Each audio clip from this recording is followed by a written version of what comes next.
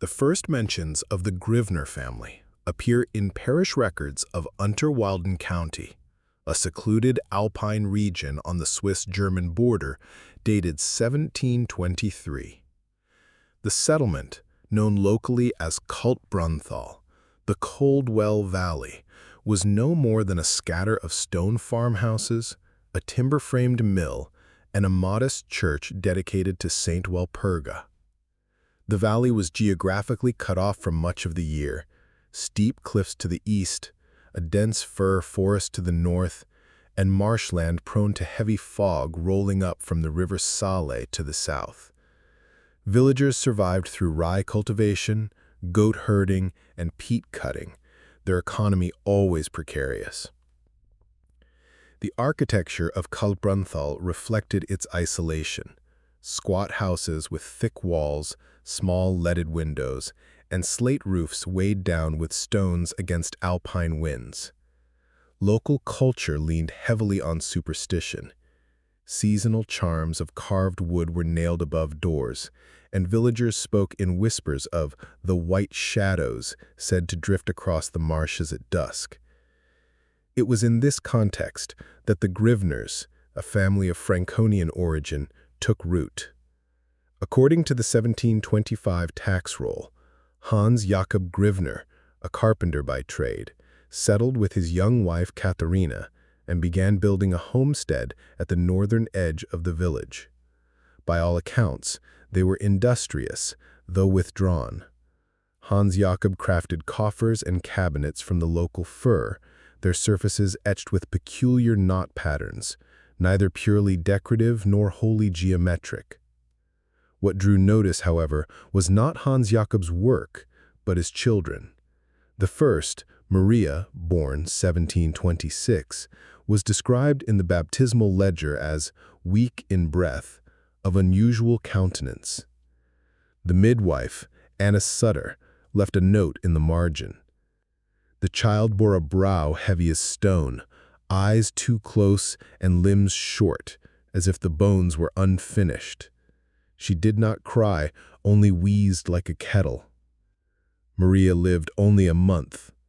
The second child, Friedrich, born 1728, survived until his 8th year, but parish reports mention that he spoke with difficulty, his jaw deformed and body bent as an old man. 3 further children were born between 1730 and 1738, each with similar deformities: shortened limbs, twisted spines, or faces marked by asymmetry. One, a boy named Johann, was said to have been born with his skin of bluish hue, the eyes clouded as if with cataract. Neighbors whispered of this Grivner blood, a curse in their lineage. While modern genetics might suggest hereditary malformation, the villagers perceived it otherwise. The families of Kaltbrunnthal began to shun them, markets refused their trade, and children avoided their homestead. A 1741 church record notes an unusual request by Pastor Lucas Riener. The Grivners asked to bury their young not in the parish yard, but upon their own ground. They say it spares the souls from wandering. I refused, yet later found earth turned and stones disturbed at the edge of their farm. The deaths continued. By 1749, 6 of Hans Jakob's children were buried, though no official markers were placed. Only one daughter, Anna Lisa, born 1735, lived beyond adolescence, though her body too bore signs of deformity. Her right arm permanently bent, her jaw slightly misaligned. Local gossip began to speak of the crooked children of the northern edge. What unsettled investigators centuries later were not the deaths themselves.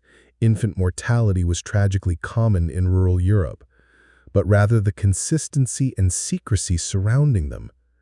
A fragmentary letter preserved in the Zurich State Archive, dated 1752, and unsigned but attributed to a traveling notary, recounts a disturbing encounter. At dusk, I passed the Grivner holding. From the barn came a sound most unnatural, like a child gasping, yet drawn out like a whistle. I halted, but the noise ceased, and when Hans Jakob approached, his lantern revealed hands red, not from labor, but from some work I dared not ask. By the mid-18th century, the Grivner homestead had acquired a sinister reputation. Villagers avoided its path, speaking of lights moving beneath the soil, and of Katharina Grivner muttering prayers not in Latin, but in some old tongue. Children dared each other to approach the barn, reporting smells of iron and rot. Yet official records remain oddly silent. Births, baptisms, and deaths are recorded, but no inquest, no formal investigation, despite the high number of malformed offspring. Some historians have suggested clerical collusion, others mere rural neglect. Still, the air of unease remains.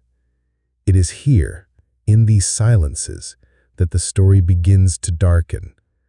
Later evidence, uncovered nearly 2 centuries afterward, suggests that what the Grivners buried on their land was not always what the parishioners believed to be dead children. By 1754, the Grivner poverty had already become a source of unease for the inhabitants of Kaltbrunnthal. While Hans Jakob and Katharina outwardly maintained the duties of respectable villagers, attending Mass, paying dues to the mill, there lingered an air of secrecy about their household.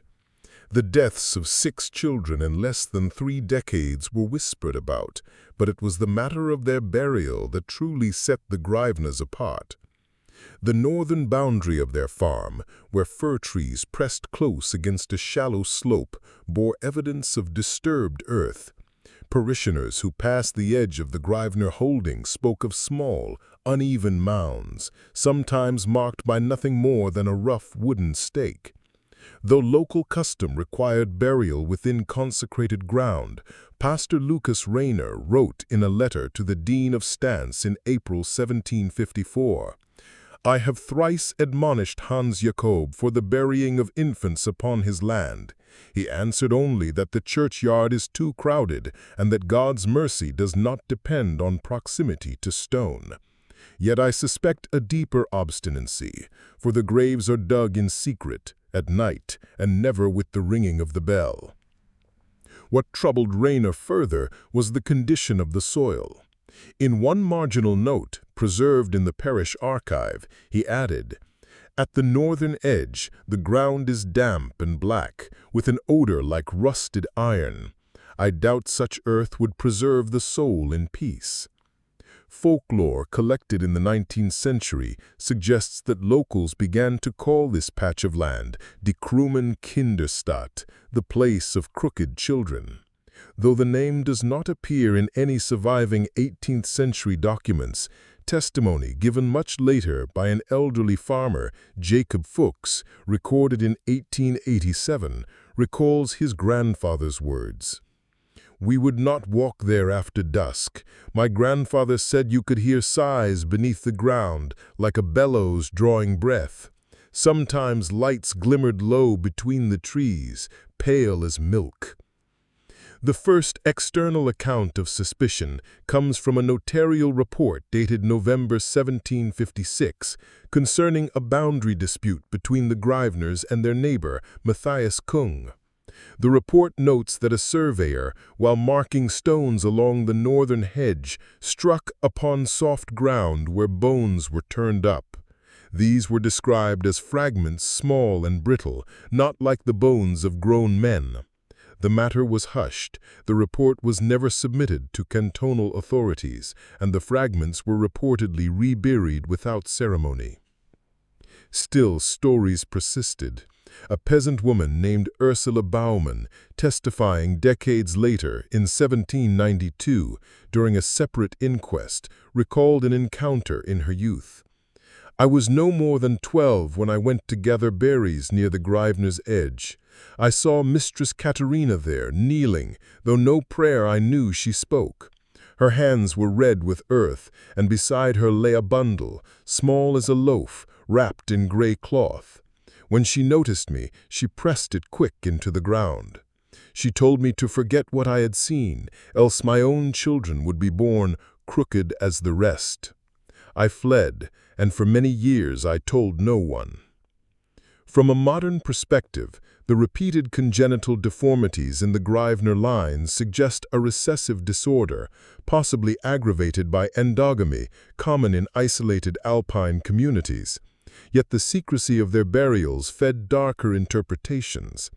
To the villagers, burying outside consecrated soil marked not only rebellion, but a denial of salvation. That the Grivners persisted despite clerical threats spoke to something unspoken, whether stubborn tradition or a deeper compulsion. By the late 1750s, murmurs spread of disappearances of livestock near the Grivner homestead. Goats and chickens vanished from neighboring farms, sometimes found later dismembered in the forest.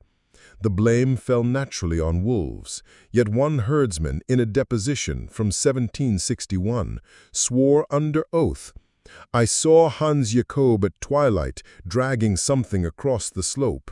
The thing was heavy, wrapped in cloth, but its size was like that of a young goat. When I called out, he said nothing, only bent his head and went on." Whether these were animals or something else remains uncertain. What is clear is that distrust hardened into avoidance. By 1763, parish records show no witnesses from neighboring families at Grivner baptisms or burials, an omission rare in such a tightly bound village society. The northern edge became a line not merely of land, but of fear. Few crossed it willingly. Even in official maps of Unterwalden in the 1770s, the Grivner farm is marked not with a house symbol, but only with a shaded patch of woodland, an omission scholars still debate.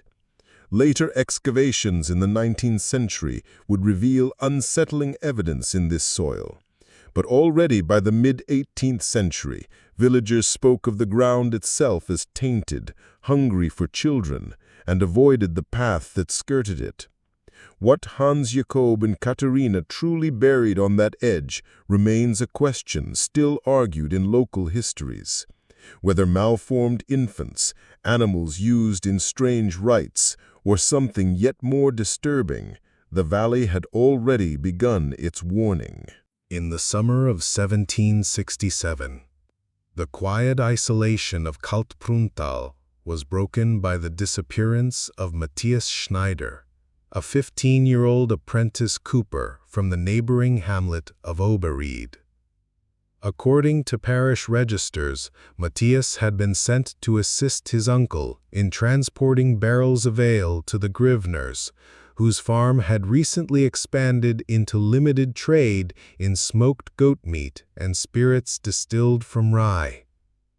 He was last seen walking the forest path that connected Oberried with the northern slope of Kaltbrunnthal, carrying a cart laden with empty casks. When he did not return by nightfall, his uncle, Georg Schneider, raised alarm. A search party was assembled the next morning, led by Pastor Reiner and accompanied by 7 men armed with lanterns and pikes. Their first destination was the Grivner homestead. The official report of missing person, preserved in Unterwalden's cantonal archive, records, "We found the house closed and the barn locked. Upon knocking, Hans Jakob answered after delay. He appeared disheveled, with earth upon his boots and a smell of smoke about him. When asked of the boy, he claimed Matthias had left after delivering the barrels, yet no receipt was shown. The casks were not visible." Suspicion fell quickly upon the Grivners, but without evidence, the matter faltered. Over the next week, searches combed the marsh and forest, finding only fragments of cloth, later identified as resembling the apprentice's shirt, near the northern burial ground. The cloth was darkened with a substance like pitch, stiff to the touch. No body was found. Testimony given at the parish council meeting of July 18, 1767, paints a grim picture. A miller named Ulrich Tanner swore, "2 nights after the boy vanished, I passed the Grivner barn. From within I heard a sound as if a small animal were caught, yet the crying was not beastly, but human, though faint, like someone choking in their sleep. I called, but no answer came. Only after some minutes the sound ceased, and all was silent." The council urged Pastor Grivner to escalate the matter to cantonal authorities in Stans, but the pastor hesitated. In his private journal, entries later discovered among church papers, he wrote, "The Grivners are secretive, yet no proof binds them. Were I to accuse without evidence, I risk scandal. And yet, I fear the boy's fate was sealed within those walls. Each night the valley groans with fog, and I see lantern light moving by their northern edge." Weeks turned to months. No trace of Matthias was found. Officially, the case was declared unresolved, attributed to accident in marshland or wolf attack. Yet villagers did not forget. Parents forbade their children from venturing near the Grivner farm, and trade with the family declined sharply. By the early 1770s, they were effectively ostracized. Folklore soon transformed Matthias's fate. Oral accounts collected in the 19th century speak of the apprentice who still knocks, a ghost said to rap upon barrels in taverns across Unterwalden, a hollow sound reminding drinkers of the boy who vanished while bearing casks. What deepens the mystery is the rediscovery in 1923 of fragments from an 18th century interrogation record. Though damaged by moisture, a legible portion describes the testimony of a shepherd named Heinrich Lantz, who claimed under oath, "I saw Hans Jakob near the burial ground 2 days after the boy went missing. He dug not with spade, but with hands, and his wife stood watch. When I hailed them, they covered the earth in haste.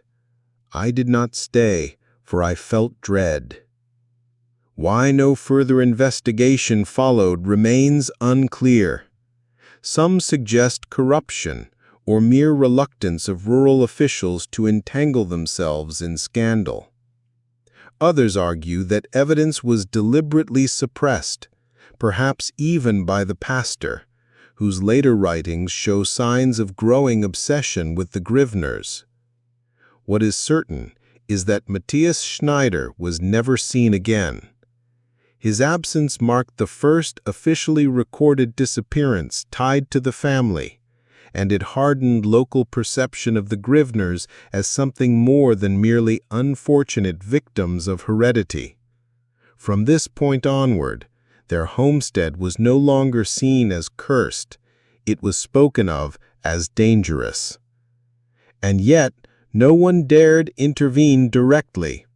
Fear, superstition, and lack of proof allowed the family to remain, their northern edge graves swelling in number. By the early 1770s, unease in Kaltbrunnthal had hardened into something approaching collective fear. The disappearance of Matthias Schneider was never resolved, but whispers grew louder. Villagers avoided the northern path, and travelers passing through Oberried and Kaltbrunnthal often remarked on the unnatural silence around the Grivner homestead. It was during this decade that Pastor Lucas Rayner began collecting what he called private testimonies. These were not formal depositions, nor were they intended for cantonal courts, but rather personal accounts confided in him by parishioners. His surviving notebooks, preserved in fragmentary form in the Stans Diocesan Archive, contain more than a dozen such entries. One, dated March 1772, attributed to a farmer named Jörg Baumann, states, "3 times I have seen a lantern moving at night upon their northern ground, not held high, but low, as if borne close to the earth. And once, I swear, the soil itself seemed to shift, though no spade struck it. I tell you, Herr Pastor, I will not pasture my goats there, lest they too be taken." Another, undated but written in Rayner's hand, recounts a confession from a young woman named Eva King. "Mistress Katharina came to my mother for herbs. She asked for tansy and rue, saying her belly ached. Yet her manner was strange, for she pressed my hand and whispered, 'If the next comes out crooked, it will not see the sun.' I knew not what she meant, but it chilled me." These accounts suggest that Katharina's pregnancies continued well into the 1760s and 1770s, with outcomes as tragic as before. Yet it is not only the births that troubled villagers, it was what happened after. Several testimonies speak of muffled cries from the Grivner barn, like babes but weaker, fading before the rooster crowed. One particularly haunting entry, dated October 1774, records the words of Ulrich Tanner, the miller who had earlier testified about strange sounds. "It was harvest time when I passed the Grivners. From within the barn I heard not one cry, but many, thin as reeds in the wind. I stood transfixed. Then silence. Later that night, smoke rose from their chimney, though no firewood had been hauled. I fear what was burned was not wood." Pastor Rayner appears to have struggled with these testimonies. In the margins of his notebook, he wrote, "What is my duty? These people are secretive, yet none dares accuse them openly. If I act without proof, I bring ruin upon the parish. Yet if I remain silent, how many more must be lost?" In 1774, he finally attempted to convene a parish inquiry. The surviving records of this hearing are scant, but a summary letter he sent to the diocesan dean survives. It notes that while 6 villagers testified to suspicious noises, lights, and odors, no physical evidence was presented. Hans Jakob, when summoned, denied all accusations calmly. He acknowledged the deformities of his children, but called them the will of God. He admitted to burying them on his land, but insisted it was to spare his wife shame. What disturbed Rayner most, according to his notes, was Annalisa, the couple's surviving daughter, then nearly 40 years old. She was described as stooped, her face pale, her jaw misaligned. During the inquiry, she reportedly sat in silence, twisting her hands, and when addressed directly, muttered, "The crooked blood calls us back to the ground." No action followed the hearing. The case was closed for lack of evidence. But in the village, the story spread. Some claimed that Pastor Rayner himself began to falter. His sermons grew fragmented, and by 1776, he was replaced by a younger clergyman. Rayner retired to Stans, where he died 2 years later. His journals, sealed and forgotten, would not be rediscovered until the late 19th century. In the meantime, the Grivners remained, ever more isolated. By the 1780s, only Annalisa was recorded as surviving child, her name appearing alone beside her aging parents in tax rolls. But her presence and the rumors surrounding her would soon take on greater weight, for she herself would become the subject of disappearance. The testimonies before the pastor, though fragmentary, mark a turning point. They reveal how the unease of the villagers shifted from whispered suspicion to something nearer collective certainty. And yet, as before, silence and secrecy triumphed. No one outside Kaltbrunnthal knew, or wished to know, too much. By the 1780s, the Grivner farm had become a place of avoidance, but the barn remained its most enduring source of dread. Accounts from parishioners and travelers alike describe strange sounds, odors, and unexplained traces within its timber walls. The barn, constructed of rough-hewn fir logs with a slate roof weighted by stones, stood apart from the main house at the slope's edge where mist from the marsh clung to its base. Its interior was said to be unnaturally cold, even in summer. In 1783, a visiting cloth merchant, Johann Lutz of Lucerne, recorded in his travel diary, "At dusk, I was given shelter at the tanner mill.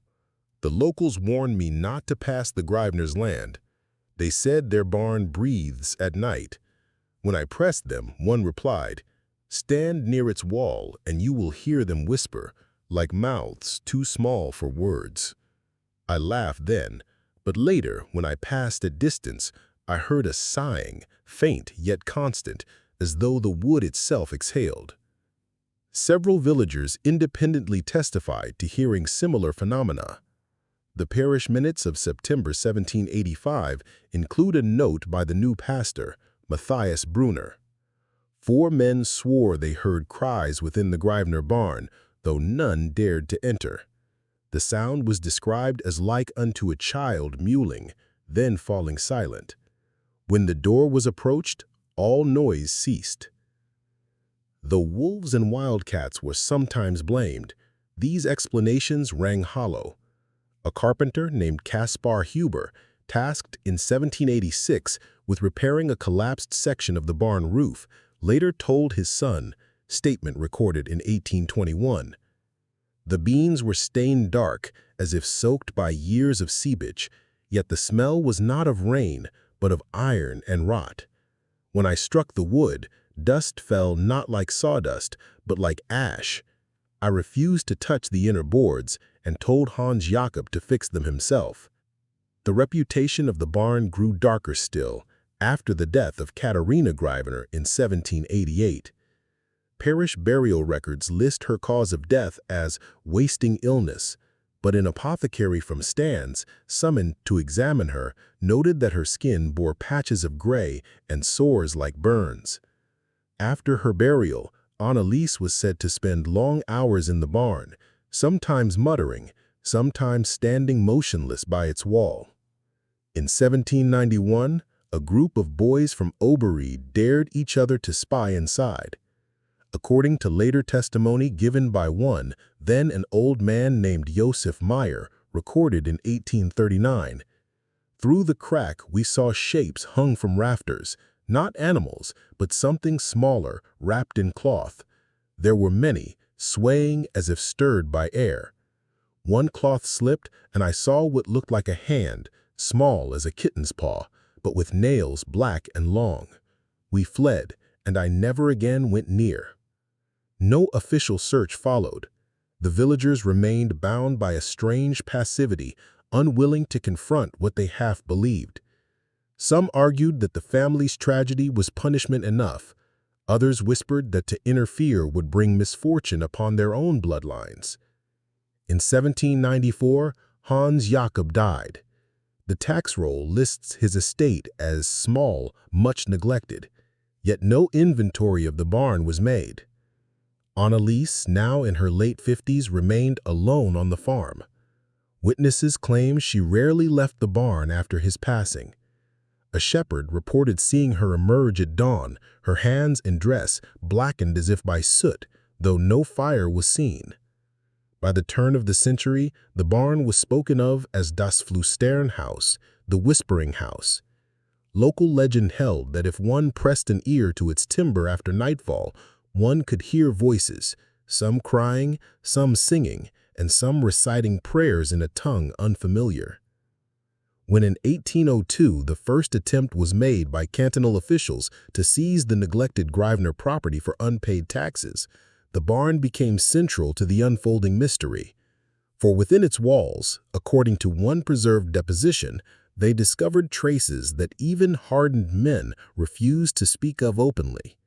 But that, as the archival record suggests, was only the beginning of what lay hidden there. By the turn of the 19th century, the Grivner farm had fallen into disrepair. Tax rolls from 1801 record unpaid levies on rye harvests and timber dues. With Hans Jakob dead, 1794, and only Anneliese surviving, the estate was targeted for repossession under cantonal law. A writ of seizure was issued in January 1802, authorizing officials from Stans to inspect the property and prepare it for auction.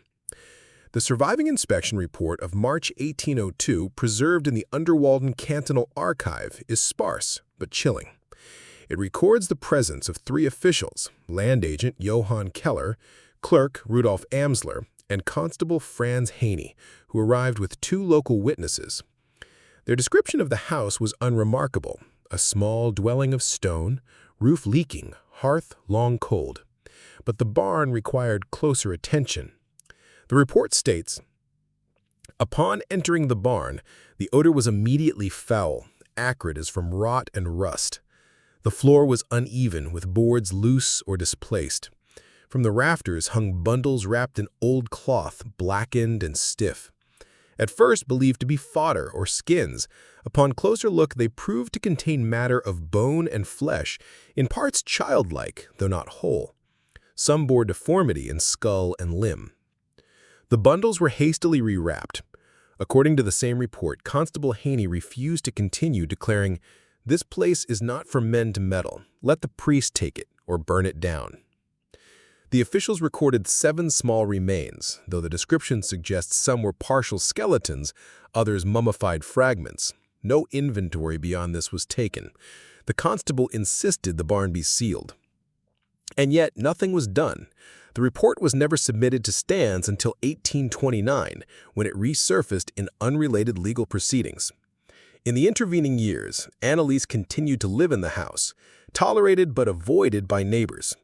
It appears that the seizure order was quietly abandoned, perhaps out of revulsion or superstition. Later accounts, gathered by folklorist Friedrich Emboden in the 1860s, suggest that word of what was found spread nonetheless. Villagers claimed that the officials saw crooked babes dangling from beams like herbs hung to dry.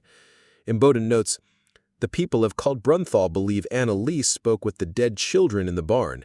They say she fed them milk left on the rafters, which was gone by morning." Whether this was superstition or delusion is unclear. One witness, an elderly woman named Gertrude Moser, recalled seeing smoke rise from the barn on winter nights. Not like firewood smoke, but thin, white, and bitter on the tongue. "We shut our shutters tight when the wind carried it, lest it come inside." By 1812, Anneliese no longer appeared in parish registers. Her death is not recorded, nor is there any burial entry. Some believe she died in the barn itself. Others say she vanished into the marsh. What is certain is that by the 1820s, the Grivner property was listed as abandoned. Travelers passing through described the barn as already collapsing, its timbers warped, its roof sagging, yet locals insisted that voices could still be heard from within. A shepherd, writing in 1823, noted in his almanac, "At night the barn groans as if with breath. Once I heard a cry, thin and long, from under its floor. I will not pasture near it again." The 1802 seizure thus stands as the first official documentation of physical remains linked to the Grivners. And yet the failure to act, whether from fear, corruption, or inertia, allowed the legend to deepen. The barn, instead of being destroyed, remained as a hollow relic, its contents left undisturbed. Later generations would look back on this moment as a crucial failure. Had the barn been cleared, had the remains been properly examined, the truth might have emerged. Instead, silence and secrecy once again closed over Kaltbrunnthal, leaving only rumors, half-burned papers, and whispers in the mist. The final decades of the Grivner line are wrapped in ambiguity. For Anneliese, the last surviving child, left behind almost no official trace after 1812. Parish registers, tax rolls, and court documents cease to mention her. And yet, her presence is woven through a network of rumor, recollection, and fragmentary testimony that paints a picture at once pitiful and terrifying. Born in 1735, Anneliese had lived nearly 70 years in the valley, her body bent and marked by the same deformities that haunted her siblings. Neighbors remembered her crooked right arm, her jaw slightly twisted, and her peculiar way of whispering to herself while working. After her father's death in 1794 and her mother's in 1788, she became the sole keeper of the farm, and more significantly, the barn. A statement recorded in 1820 by parish clerk Johann Amsler, preserved in the Kaltbrunnthal collection, recounts, "Though she was old, she moved often at night. Lanterns were seen near the barn, and voices as if of children were reported by those who passed. Some swore she was not alone. I myself heard a sound like laughter, faint and high, when I went to deliver a notice of arrears. When she opened the door, her hands were black as with soot. She said little, only smiled with broken teeth." By this time, villagers rarely saw her in daylight. Milk and bread left on her doorstep by reluctant neighbors often disappeared overnight. Children were warned not to approach, yet stories spread that she beckoned them with gestures from the barn's shadows. One tale, passed down in Oberried and recorded by folklorist Friedrich Imboden in the 1860s, claims that two boys followed the sound of singing to the Grivner property in 1814. They reported seeing Anneliese standing inside the barn, surrounded by small figures, crooked and pale, like shadows of children. Terrified, they fled, and their parents swore them to silence. What hardened suspicion into dread was her disappearance sometime between 1815 and 1820. There is no death entry in the parish register, no grave marked in the churchyard. By 1821, the Grivner farm was officially listed as abandoned. Theories multiplied. Some said she perished in the barn, consumed by fire or disease. Others whispered that she went into the marsh, called by the crooked blood. By mid-century, Anneliese's fate had already entered folklore. Songs sung in Kaltbrunnthal warned children, "Do not follow the crooked woman, lest she carry you to the barn." Local superstition held that she still wandered at dusk, a bent figure seen in the fog, carrying a lantern low to the ground. Modern historians remain divided. Some argue she simply died alone in the collapsing farmhouse, her body lost to decay and scavengers. Others point to the 1834 bones as evidence of something stranger, that she may have continued the burial practices of her parents until her own end. What cannot be disputed is that with her disappearance, the Grivner bloodline ended. Yet the silence that followed did not erase the unease. Instead, the absence of answers transformed the story into legend, and the barn into a relic of whispered horror. By the mid-19th century, travelers came to Kaltbrunnthal not for trade, but for tales. And in 1857, the first serious attempt was made to excavate the Grivner property, an effort that would uncover unsettling fragments and revive the story for a new generation. The mid-19th century brought a wave of antiquarian curiosity across the Swiss cantons. Scholars and amateur collectors alike roamed remote valleys in search of Roman coins, medieval relics, and traces of old customs. It was in this climate, in 1857, that the long-abandoned Grivner property drew renewed attention. The first known account comes from Professor Karl Diethelm, a schoolmaster from Lucerne with an interest in local folklore. In his journal, now held in the cantonal library of Stans, he described arriving in Kaltbrunnthal with two assistants. The villagers spoke in low tones of die krummen Kinderstätte, the crooked children's place. Though they warned us against digging, they were willing to guide us for coin. The barn stood half-collapsed, its roof fallen, the timbers black and soft as sponge. Inside lay only ruin and the smell of damp earth. Yet the ground beneath, where the boards had rotted through, appeared disturbed, as if turned many times. Over 3 days, Diethelm and his men excavated shallow trenches around the northern edge. Their notes record the discovery of numerous bone fragments, most of small size, along with textile remnants hardened into stiff lumps. Several of the bones bore unusual features. shortened femurs curved unnaturally, skulls with asymmetrical eye sockets, rib cages incomplete, some fused together. Diethelm, trained only as a teacher, interpreted these as evidence of an endemic malady of the Grivner blood, yet his assistants, less restrained, whispered of darker causes. One, identified only as WM in the notes, wrote in the margin, "These bones do not all belong to infants. Some are too large, yet malformed. One skull bears the crooked jaw they speak of in the songs." The villagers, watching from a distance, grew restless. On the second evening, Diethelm reported stones thrown at his camp. An old woman, later identified as Gertrude Moser, approached and warned, "Leave the children be. They do not sleep kindly when disturbed. The earth will keep them if you do." Despite this, the dig continued. On the final day, beneath a rotted beam inside the barn, Diethelm recorded finding what he described as a chamber no larger than a coffin, lined with stones. Inside lay a bundle wrapped in decayed linen, bound with cord. Upon opening it, they found not bones, but a collection of objects. A wooden carving of interlaced knots, similar to patterns seen on Hans Jakob's furniture. A small glass vial containing a thick, dark residue, and a strip of parchment bearing writing in a hand unknown to Diethelm. The parchment, later examined, bore only the single phrase, "Das Blut ruft zurück," the blood calls back. This discovery deeply unsettled the team.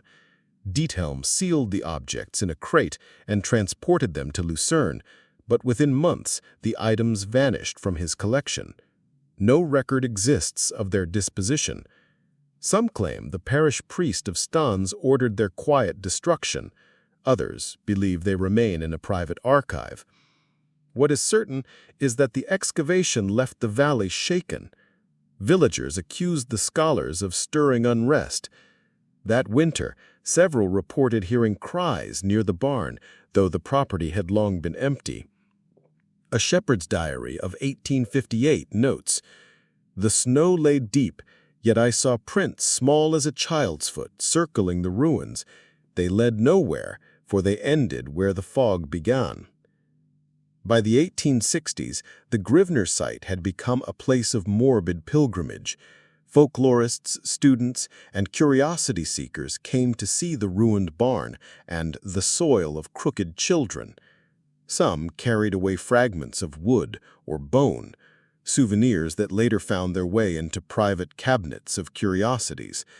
The local people, however, avoided the place more than ever. They insisted the ground itself was tainted. When, in 1869, a fire swept part of Kaltbrunnthal, burning fields and homes, many blamed it on the disturbance of the Grivner graves 12 years before. Thus, the 1857 excavation did not resolve the mystery, it amplified it. For the first time, evidence existed of ritual objects alongside malformed remains.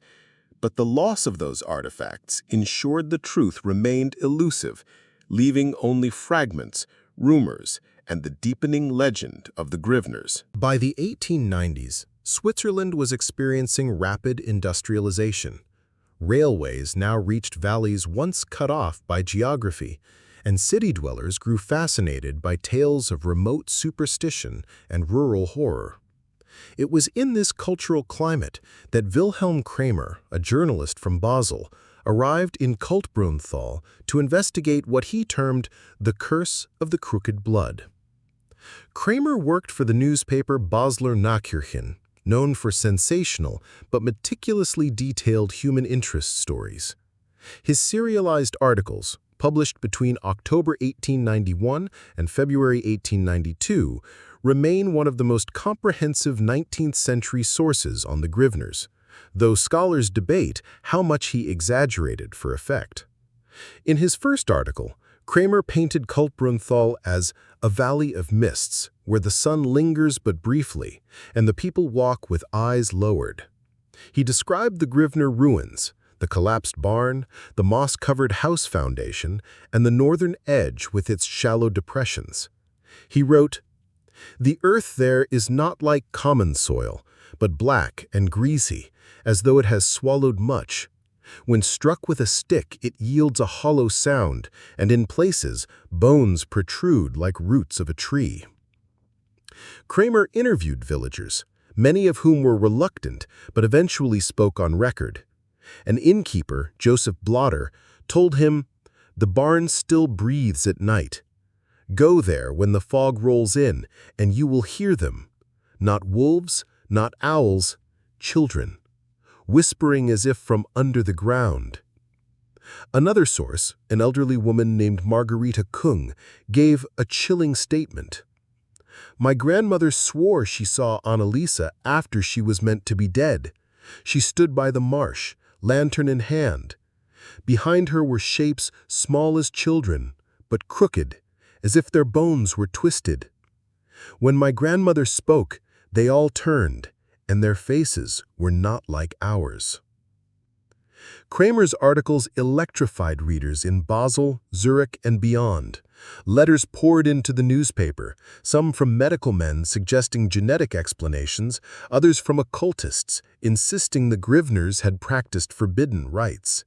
One letter, from a physician in Bern, argued, "The Grivner affliction was clearly a hereditary condition of the bone and skull, likely compounded by close marriage.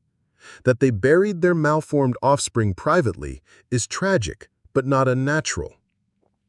Yet another, from a self-styled mystic in Munich, insisted, "You describe not disease, but devotion. The crooked children were kept as offerings.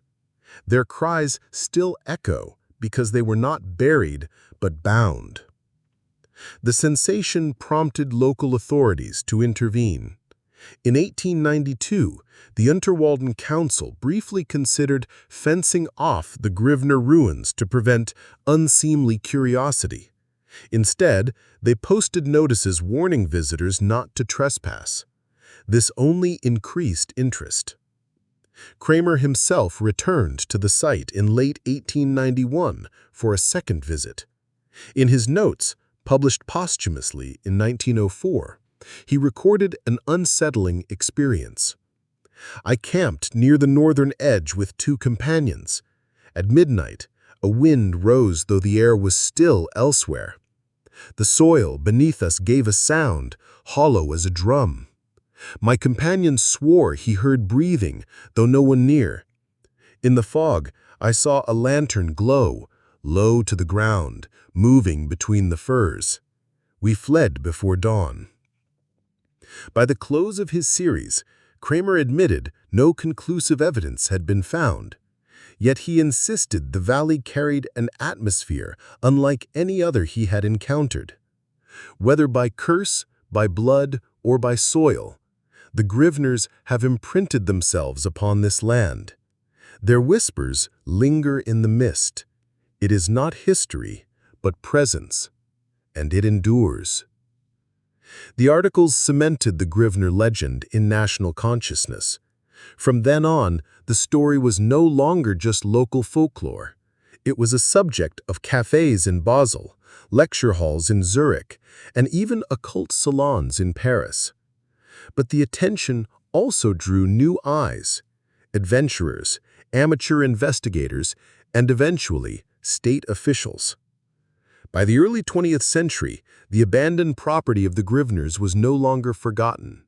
It had become an object of study, suspicion, and fear once more. By the early 1920s, Kaltbrunnthal had become a quiet, nearly forgotten valley. Its population diminished as young people left for cities. Yet the Grivner ruins remained a source of unease. In 1923, the story re-emerged when 2 tourists, Hans Berger, age 29, and Otto Meyer, age 34, ventured into the northern slope and were reported missing. Their disappearance prompted the first modern police investigation of the Grivner property. The official report, preserved in the Unterwalden Cantonal Police Archive, describes the initial search. On 14 August 1923, patrol dispatched to northern edge of Kaltbrunnthal. Witnesses reported sightings of two men entering the area near the ruins of the Grivner barn. No return by 2200 hours. Search initiated the following morning. Lanterns and bloodhounds deployed. Several villagers offered testimony. A farmer, Emil Fuchs, claimed, "I saw them near the barn at dusk. They carried packs and laughed, not knowing the valley's history. A lantern glimmered within the ruins. Then, as fog rolled up, I saw nothing. When I called, only silence answered."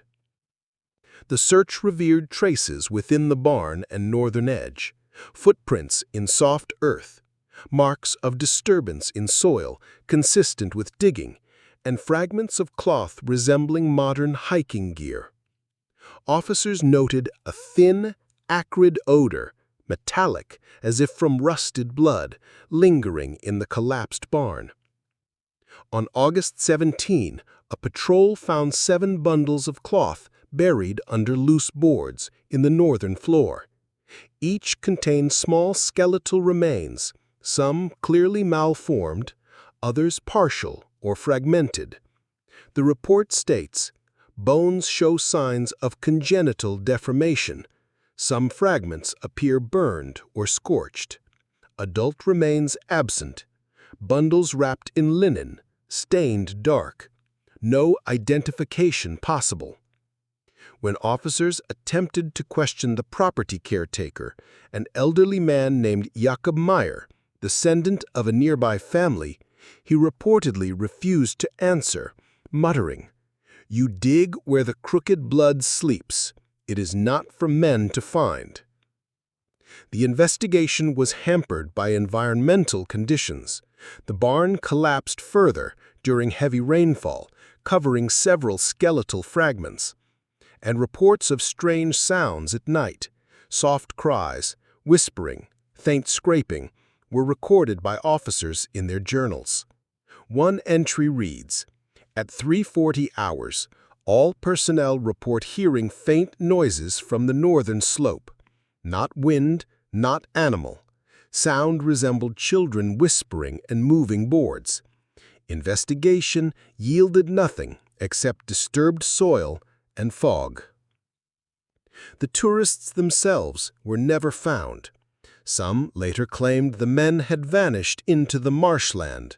Others believed they had uncovered something too terrible and paid the ultimate price. The police concluded the investigation with a memorandum. The site is deemed dangerous and unsuitable for public access. Remains to be reburied under supervision. No evidence links disappearance of tourists to criminal act. Cause undetermined. Area to be monitored by local authorities. Despite the official closure, the investigation left questions unanswered.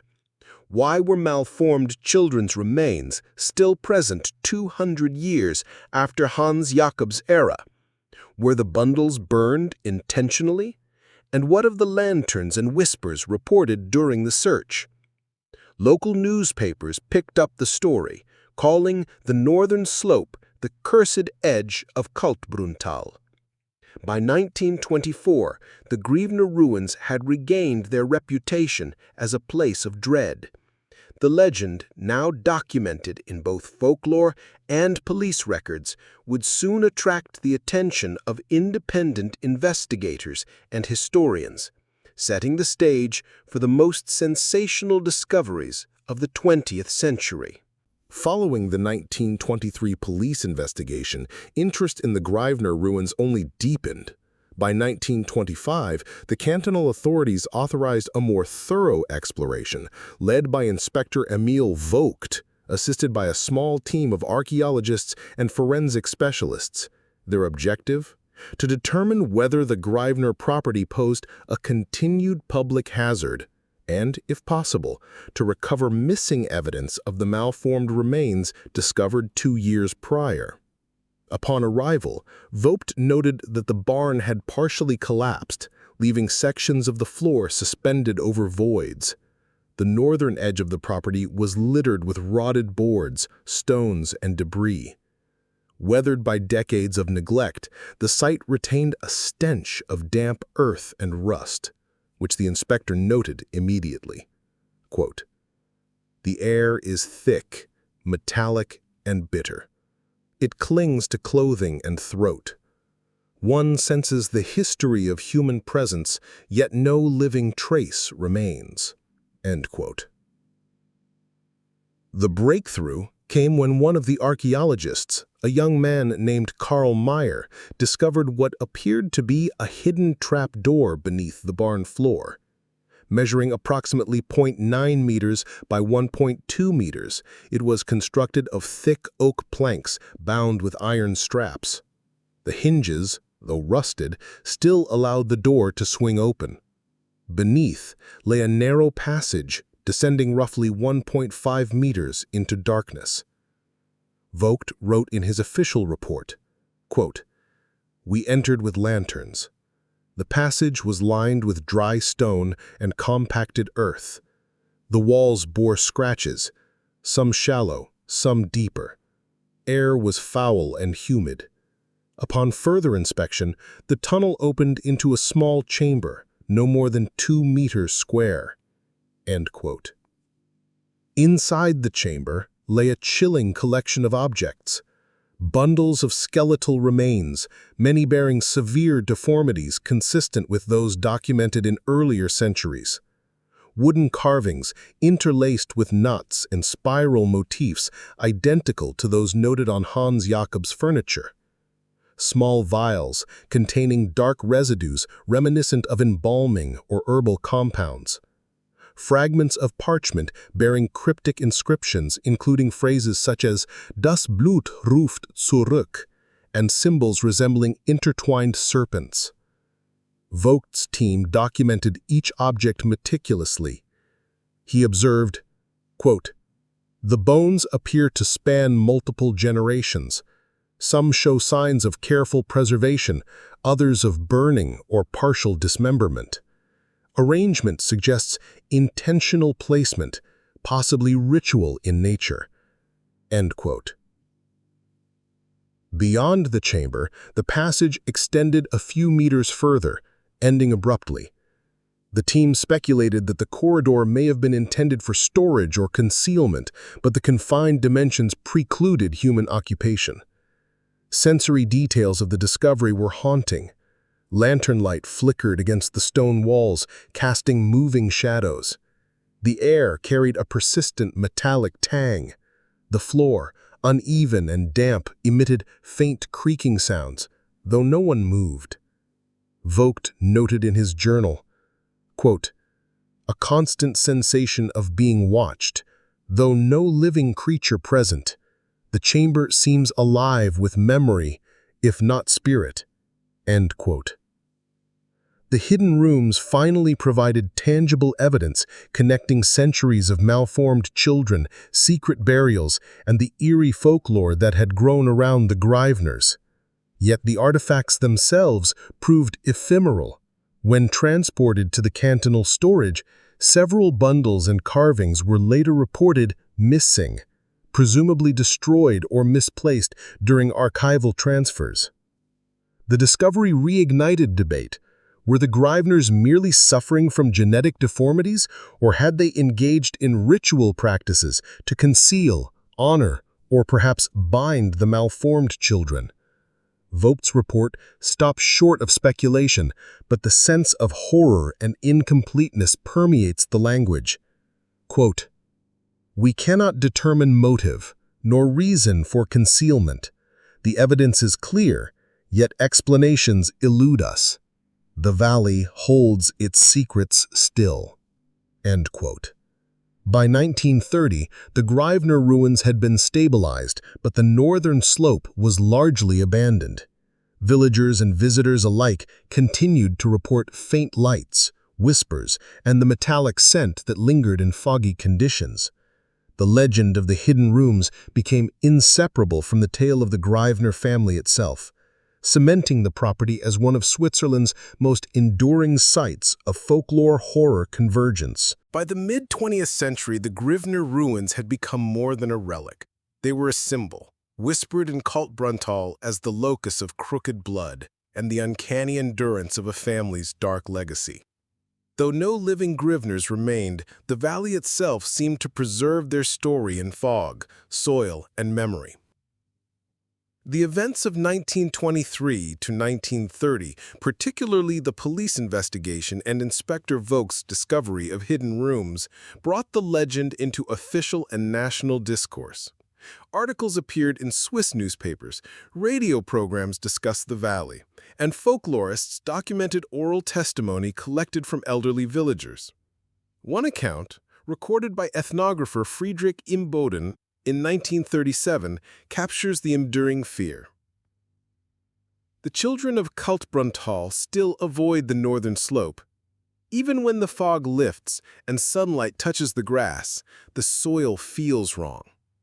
A boy who wandered too close last summer returned pale, whispering that he heard a woman singing to children, though the ruins have stood empty for decades. In the decades following the discoveries, the Grivner barn was partially reconstructed to prevent further collapse, but the northern edge remained inaccessible. Anthropologists and historians visiting in the 1940s confirmed fragments of bones still protruded from the earth. Attempts to remove or study them were met with both bureaucratic caution and local superstition. One cantonal report from 1946 notes, "Villagers remain unwilling to grant excavation. Fear of awakening the crooked blood persists. Soil appears disturbed annually, though no human activity is evident." The Grivner legacy also entered cultural memory. Playwrights, authors, and local storytellers adapted the story into cautionary tales of isolation, hereditary deformity, and the cost of secrecy. Songs sung in the region warned children of the northern slope, and guides began pointing out the ruins to tourists, often framing the story as a macabre curiosity rather than a historical record. Yet the narrative remains incomplete. Despite centuries of observation, no definitive explanation has emerged for several unresolved mysteries. The true nature of the hidden rooms and the purpose of the ritualistic objects. The disappearance of Anneliese, whose body and grave remain unverified. The repeated reports of auditory phenomena, cries, whispers, and faint singing persisting into the 20th century. The metallic odors and signs of soil disturbance noted in both 19th and 20th century accounts, seemingly independent of human intervention.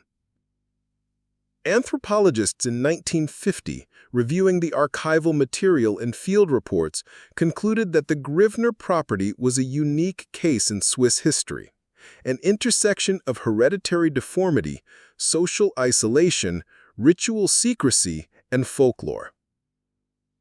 They noted, "The valley preserves memory as surely as stone preserves an imprint. In the case of the Grivners, the boundary between history, legend, and the inexplicable remains porous." We may never fully understand the events that transpired, though the evidence is tangible and undeniable. Today, Kaltbrunnthal still hosts the Grivner Trail, a modest path leading past the northern slope ruins. Visitors report the same uneasy sensations as those described centuries before: a chill along the spine, fleeting glimpses of movement, and the faint scent of iron and damp soil. The story of the Grivners, stretching from the early 1700s to the mid-20th century, persists as both historical record and enduring legend. Their malformed children, secret burials, hidden chambers, and the vanished Anneliese remain, in the words of local lore, whispering beneath the cold mists. The valley retains its power to unsettle, a testament to human tragedy intertwined with mystery. And so the Grivner blood, though extinct in living heirs, continues to echo through soil, rumor, and the very air of Kaltbrunnthal.